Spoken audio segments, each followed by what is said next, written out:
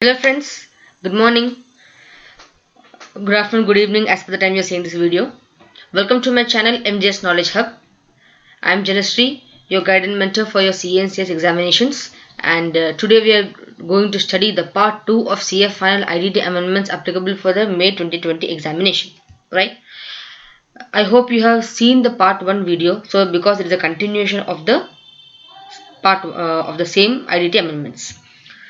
And one more thing which I want to mention here is that I received good advice from one of you people saying that the watermark is a bit heavy and you're unable to view it. Even I too felt the same when I was doing the video. So I have made the changes now, and this PDF is now without watermark. The same has been also changed in the website where you can easily download it on a payment of a small nominal fees.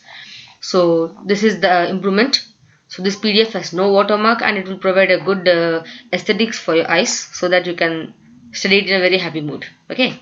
Now let us move forward, and before moving forward I request you to kindly subscribe to my channel and hit the bell icon so that you can get regular updated videos, and then also share this with your friends so that they can also start the revision, and you can have one subject in your hand which you can say that I have covered the amendments and I am ready for the exam. And one more thing, people, I need you to know that ICA has issued a notification. If you go into the BOS knowledge portal, you'll be finding a notification where the institute has given the time on or before 1st February 2020 to be the last day for conversion of the old syllabus to the new syllabus. So those students who want to write the May 2020 examination, let it be CPT or IPCs of final, who want to write in the new syllabus, the last day for the conversion will be on or before 1st February 2017. So if you're planning to write in the new syllabus, you please once check the procedure on the portal and get yourself converted. So I hope we are doing good now, and let us now start our amendments lecture part 2. Since just now I have told the date of conversion is 1st February on or before 1st February 2017, please correct it to 2020. Okay, so now let us start with our part 2 of IDT amendments. First we are going to deal today with the chapter number 5, place of supply. What is the thing we're going to discuss is place of supply of research and development related services related to pharmaceutical sector, like the medical industry. Okay, who manufactures a lot of drugs for the like Ranbaxy or Mankind Pharma, these people. So what is happening here is that generally the pharma companies mostly located in India has their leg of head office in the abroad. So these people have set up their research and development institutes in India. What will happen, these people will be sending certain materials to India on which the research will be conducted. So it is not an independent activity. Generally, the research and development is taking place in India for developing any new drug or a new component, and in that part of in the part of the research for developing that drug, certain tests will be conducted. So this is what actually happening. It is not the independent activity of conducting the test. It is the activity which is done as a part of the entire transaction for the development of the drug. So there is here what's happening. The two things which we need to understand. Once the services is being provided by the Indian company to their you can say the head office abroad, these services they're providing, the research and development activity they're doing it for the people there, and they're sending the result to abroad. So it will generally classify an export of service. But only this part of doing the test on the raw materials, which is a part of the entire activity, if we take it, if we separate and see here, it will be attracting the place of supply, which is place of supply being India. So only for the test part the place of supply is being India. But for to be called as an export of service, the place of supply should be completely outside India. Then the export benefits will not be will not be receivable by these companies. So now a change has been brought. That is, the research and development services related to the pharmaceutical sector, when the services supplied by the person located in a taxable territory to a person located in non-taxable territory, have been notified as a service for which the place of supply shall be the place of effective use and enjoyment of the service. Once the service is being provided by the people in India to the people in the outside India, then it is enjoyed and used by the company which is located in non-taxable territory. Therefore, the exception has been created. You're getting the point now? Because the service providers, they are providing a lot of raw materials, lot of services to the recipient located abroad, and this part of service, which is the testing activity, is a part of the entire service of research and development. Okay, so the service provider located in taxable territory provides such services of testing on the goods given by the recipient, and it is not a separate service. It is a part of the, like, it is like, you can say it's like a composite supply. It's a part of entire activity of research and development. Therefore, so for certain services provided by the pharmaceutical sector, the place of service shall be the location of the recipient of service where the supplier is located in taxable territory and the recipient located in non-taxable territory, and supplier of service fulfills all of the conditions for the export of service except the condition being place of supply shall be outside India. So only this condition is not satisfied, rest all conditions satisfied. But also it will be treated that the location of supply of service will be outside India and it is classified as export of service. Now we are getting the point. I hope I am clear. So here you will be wondering what are the different kind of service of the pharmaceutical sector. Just give me a moment. I will show it to you here. Yeah, if you see in this notification released by the ICI, yeah. See, there are different kind of services given by the pharmaceutical sector. Only these 10 services will be getting this exemption. Okay, so this integrated discovery and development, evaluation of efficiency of the chemicals or biological entities in the animal models, evaluation of the biological activity or of the novel chemical in the vitro assays, drug metabolism and pharmacokinetics of a new chemical, safety assessment or toxicology, then stability study, bioequivalence and bioavailability study, clinical trials and bioanalytical studies. For these 10 things, this exception has been created. So for now the place of supply will be the location of the recipient. Got some clarity? Once pause it, read this paragraph and again move forward. Now next we are having clarification regarding determination of place of supply for certain cases. What are those cases? Services provided by the port and services rendered on the goods temporarily imported into India. Here, services provided by the port. In the port, what happens when a big vessel comes? The cargo will be loaded, taken to some other place in the port, or taken to some custom station. Sorry, to another place where you can keep the goods there. Here, the services of in the port provided to the cargo or cargo handling services. It is not a service given to the immovable property. It is a service given to the moved property only. Therefore, the place of supply of the service will be determined as per the provisions contained in section 12 subsection 2 or section 13 subsection 2 of the IGST Act. What are those? If it is a 12.2, then if it is a location of the registered person, if the person is a registered person, then location of the location of the place of supply will be the location of the registered person, and if it is not a registered person, the location of recipient if address is available, if not the location of supplier. And 13.2 will be the location of recipient if not the location of supplier. So this is the place of supply for the services provided by the port. Then service rendered on the goods temporarily imported into India. See, generally if the services are being provided on the services in the nature of performance based service to be provided on the goods, then the provision of section 13 subsection 3 clause A of the IGST Act will be applicable. That is, the services where the service is actually performed is the place of supply of the service, right? But the exception has been given. If there are certain goods which are imported temporarily into India for the purpose of repair or for any other treatment or process, and they're exported after such repair or treatment or process without being put them for use in India, other than for those cases which are required for doing the repair or treatment or process, like once a repair is done, you're just trying to see if this working correctly or not, so that won't be coming under the use part, right? So the goods which are temporarily imported into India for repairs again exported out, the place of supply will not be as per 13.3a. It will be as per 13.2, that is location of the recipient if available. If it is not available, the location of supplier. Okay.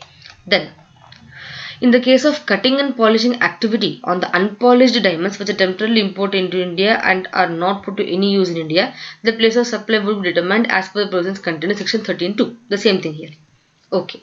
Now let us come to the next thing. Clarification regarding determination of place of supply in design in the case of software design services related to electronic semiconductor and design manufacturing. What's happening here? Generally the software is being developed. Okay, once software is developed on a sample prototype, they are going to insert this or apply this software to see its activity. You're not just, it is somewhat related to the pharmaceutical thing only, like the same thing what's happening. You're not just only providing the services of testing, you're developing the software and you're just testing it. So development software is a main activity and the testing is an ancillary activity which is a part of the entire transaction, right? Therefore, the place of supply of software designed by a supplier located in taxable territory to a service recipient located in non-taxable territory by using a sample prototype hardware or test kit. It is a composite type of supply where the testing is an ancillary activity.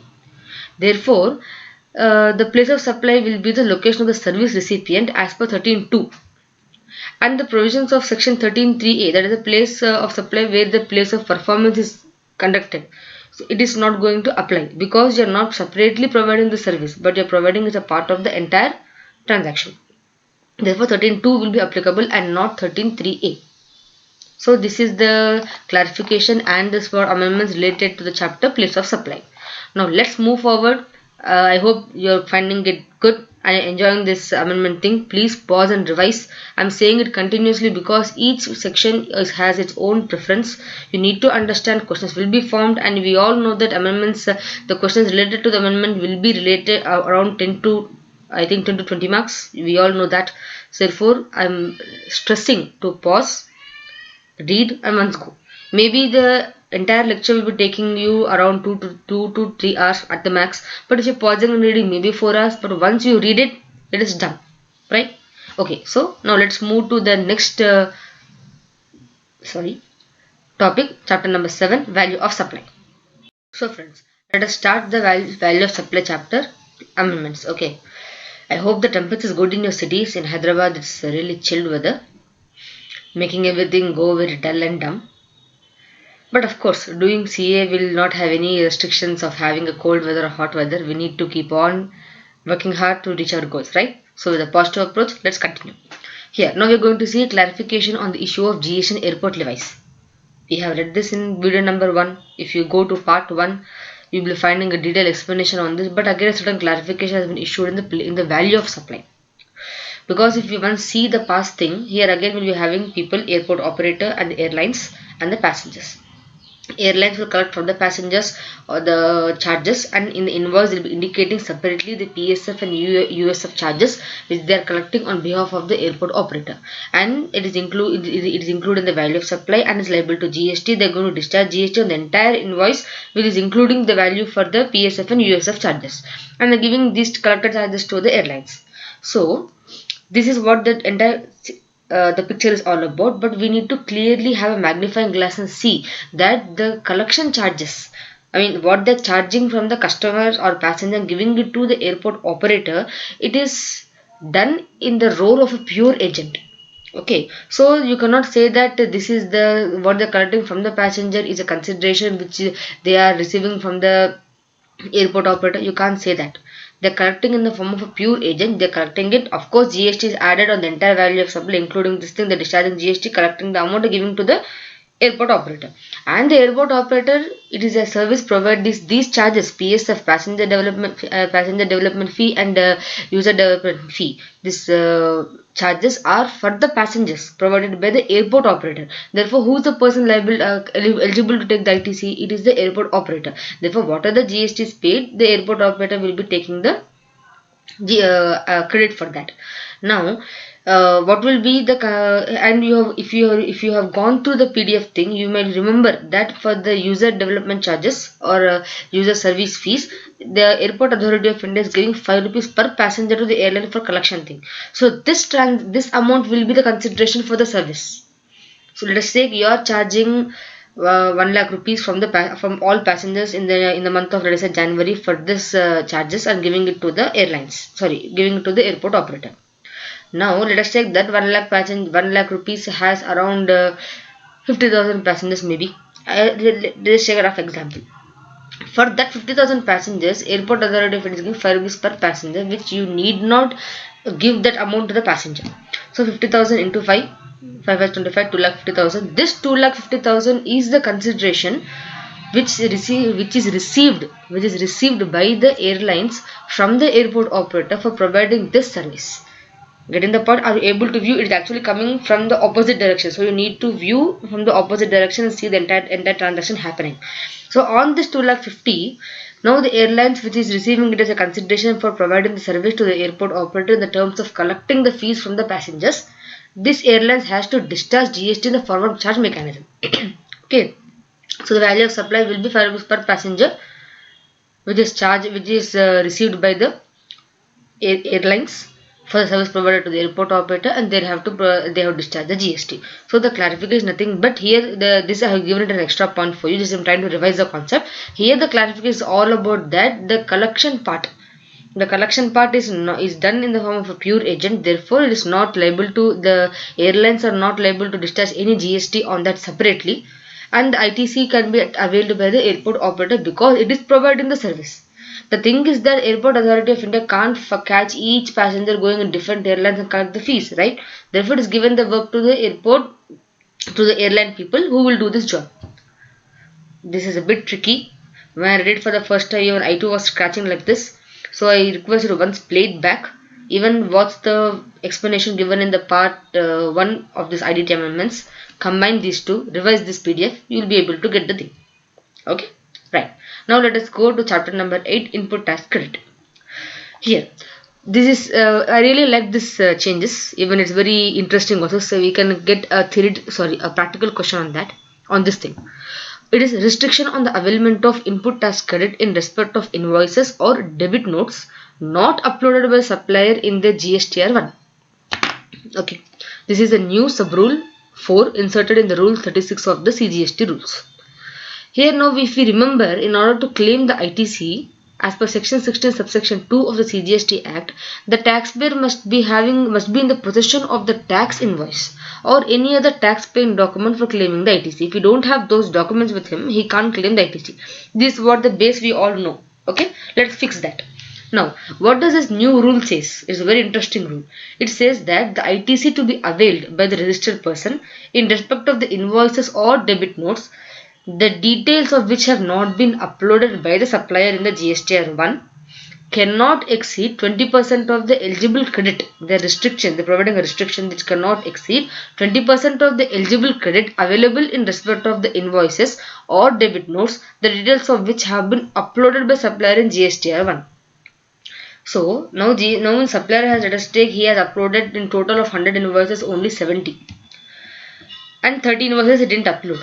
So for 70 you can take the entire credit, no problem. But for 30 you can't take the entire credit. You can take credit restricting to 20% of the eligible credit for which invoice has been uploaded. Means for the 70 invoices, what is the value, what is the credit you are getting, of that 20% only you can avail for the balance 30 invoices which has not been uploaded.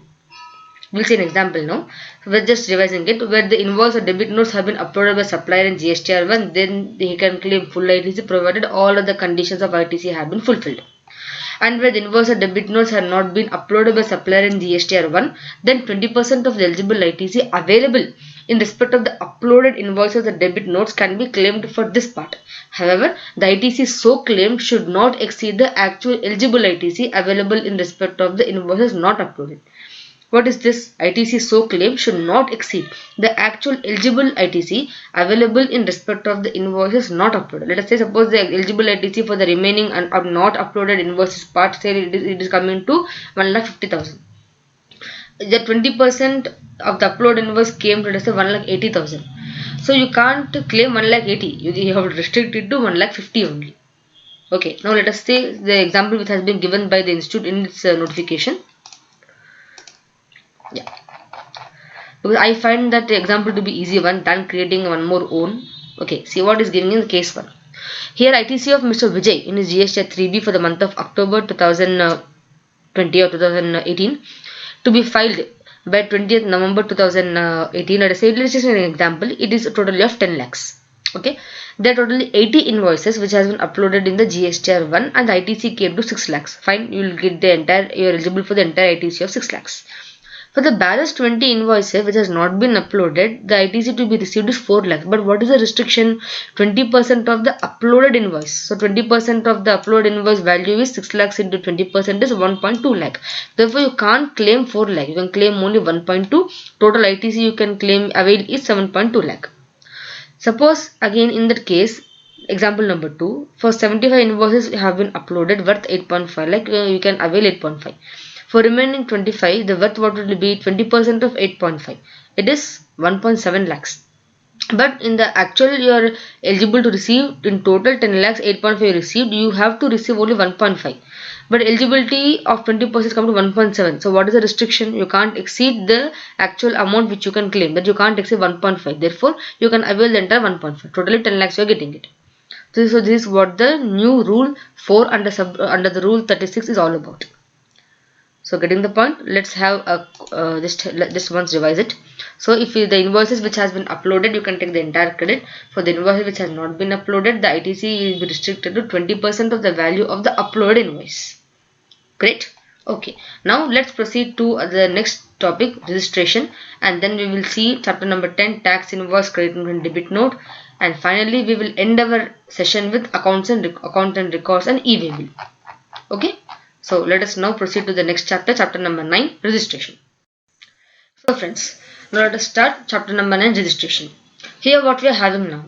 First thing, bank account details may be furnished after obtaining registration certificate. So what is the new rule 10A inserted and new rule and the rule 21 of CGST rules what they are amended is that the registered person is allowed to furnish the information with respect to the details of the bank account or any other information which is required to be provided to him soon after obtaining the registration certificate and the GSTIN, but it should not be later than 45 days from the date of grant of registration or date of return required to be furnished under section 39. So what is he saying? Either he has to provide the bank details or any other required information as soon as you obtain the certificate of registration and the GSTIN, but it should not, the delay must not be more than 45 days from the date of grant of registration or the date in which he has to file the required return under section 39, that is GSTR 3. It is required which must be furnished by him. So which date is earlier, it must not exceed more than 45 days from that date. So date of grant of registration or the date on which return required to be furnished under section 39, whichever is earlier, from that date you must not exceed 45 days and you need to furnish the details of bank details or any other required information. In other words, what does it mean? The registered person has an option to give his bank account details immediately after registration or within 45 days from the date of grant of registration or the date of furnished return, whichever is earlier. Getting the point? Good. Next, manner of furnishing the details of the state or union territory in the application for registration by a TDS director in the state or UT where he does not have any physical presence. So every TDS director need not have physical presence in every state in which he is doing the transaction, right? So in the application for the registration by the TCS collector or by a TDS director where he does not have any physical presence, he shall mention name of the said state or union territory in the part A of the prescribed form for registration. So if he is not having any physical presence in the particular state, that state name he has to mention part A. And where he is having his principal place of business, he has to mention that name of the state in part B of the application. And the state in part A and state in part B need not be the same. They can be different. So it's a form of clarification which we are receiving it now. Then, meaning of not making taxable supply during suspension of registration is clarified. So what is the clarification which we have got now? Registered person required to issue revised tax invoice and file first return for the supplies during suspension period. What's happening? What's happening here is that Rule 21A we need to understand. Rule 21A provides that once the registered person is applied for cancellation of registration, I think in the last attempt examination, if you remember, we have studied that once we have applied for cancellation of registration, the proper officer will keep that registration in suspension until he verifies everything, and then then the process of cancellation will take place. So now once the registered person is applied for cancellation, the registration will be suspended. Such person shall not make any taxable supply during the period of suspension and shall not be required to file any tax return. Right? This is why the suspension period is given. So what does it mean? In that suspension period, the registered person shall not issue any tax invoice. He can sell the goods if you're having anything, but he cannot issue, or he shall not issue any tax invoice, and he will not charge any tax on supplies made by him. Right?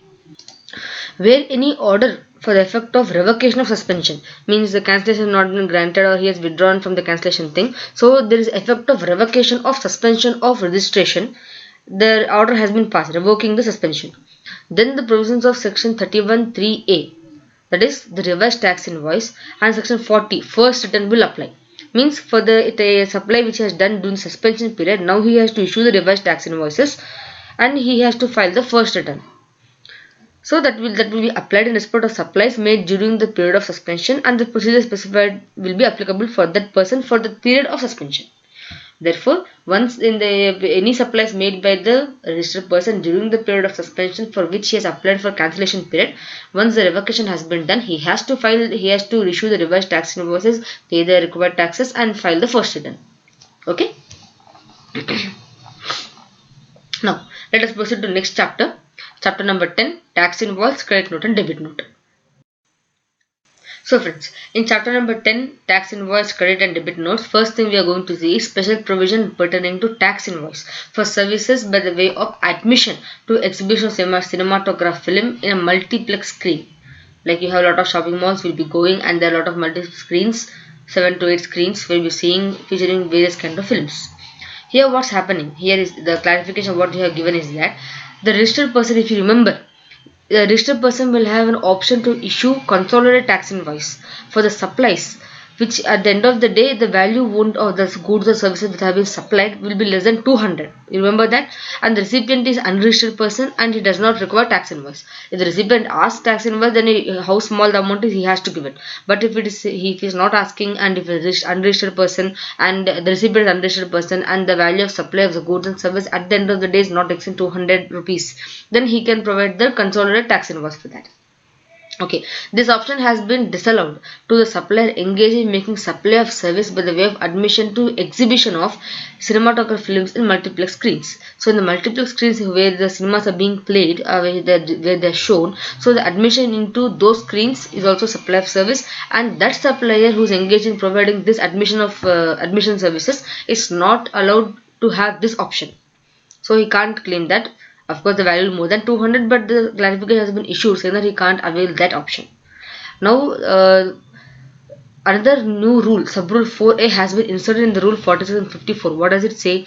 A registered person who is supplying service by the way of admission to the exhibition of cinematography film in multiplex screens shall be required to issue an electronic ticket, the e-ticket, as the electronic ticket is deemed to be a tax invoice because we are having details. So it will be deemed to be a tax invoice, and he can issue the electronic ticket in place of paper based ticket also. Next, clarification respect of goods sent taken out of India for exhibition or on consignment basis for export promotion. I hope you remember this thing even in the part 1. See, I think we have done it here.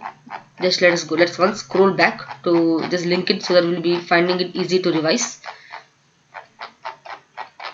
You have got the same thing.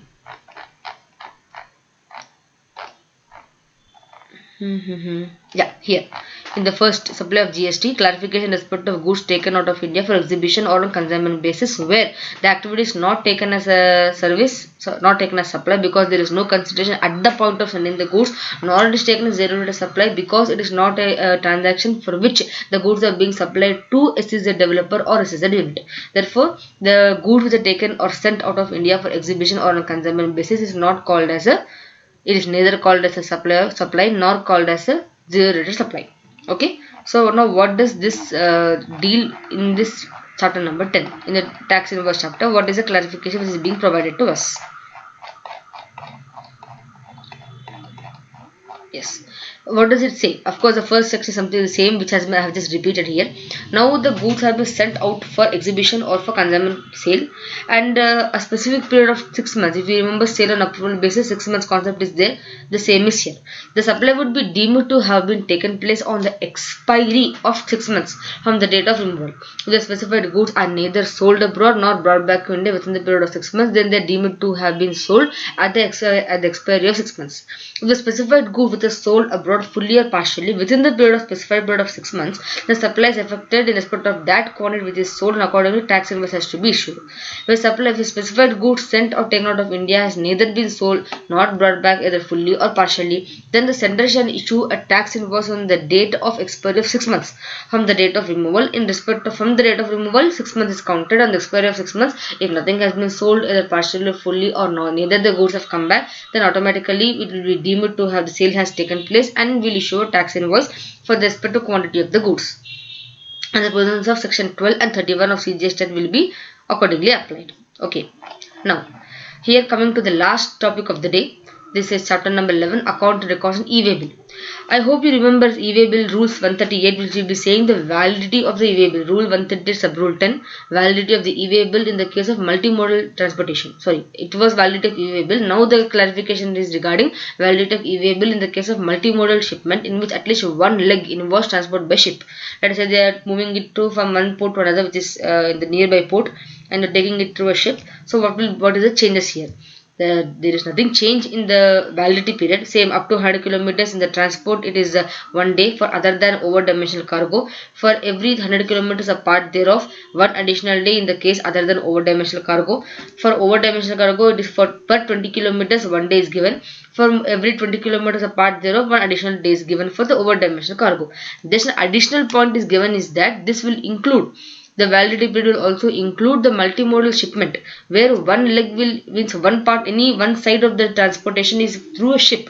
So even if ship is covered, the goods are sent through a ship in one side, this validity period is being given. And the validity period of the e-way bill can be extended within 8 hours from the time of expiry. So if it expired within 8 hours, you can extend the validity period. So just only the shipment mode of having either one part of that complete travel is having shipmenting, like either from coming then let us take the goods are being transported from a state and going to three state, other it has to come to other. Let us take it is from you can take it is from Gujarat and going into some other going into a union territory, Dadar Nagar Haveli, you can take that. So in that one it is from between Gujarat, some district in Gujarat, and now it's coming in the form of a big cargo, like in form of big lorry, and then going into the ship mode. So one transport is at least covered in ship thing. So that thing is also now covered, and the e-way bill also applies to that. The date, the periods are the same. This thing is that now it can be extended within 8 periods of the expiry. Okay. So this is what part 2 is all about. So please keep on revising. If possible, just once even revise the main concept with this e-way bill, because e-way bill is one of the short concepts in the entire GST thing. And in the last part 3 of IDT, you will be seeing the entire amendments, balance amendment regarding payment of tax, returns, refund, and demand and recovery, and miscellaneous. It will be a big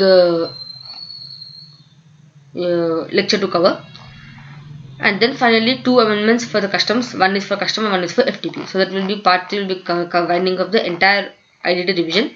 And it may be a bit lengthy because there are many topics to be covered, maybe around 1 to 1.5 hours. And I hope guys are really liking the video, and please do comment, show let me know what your views are, and kindly share this video to your friends so that they can also feel it beneficial. And your support is most required for me, so kindly subscribe to my channel and always be motivated to study well. So with this, let's stop for the day and have a great day ahead. Take care.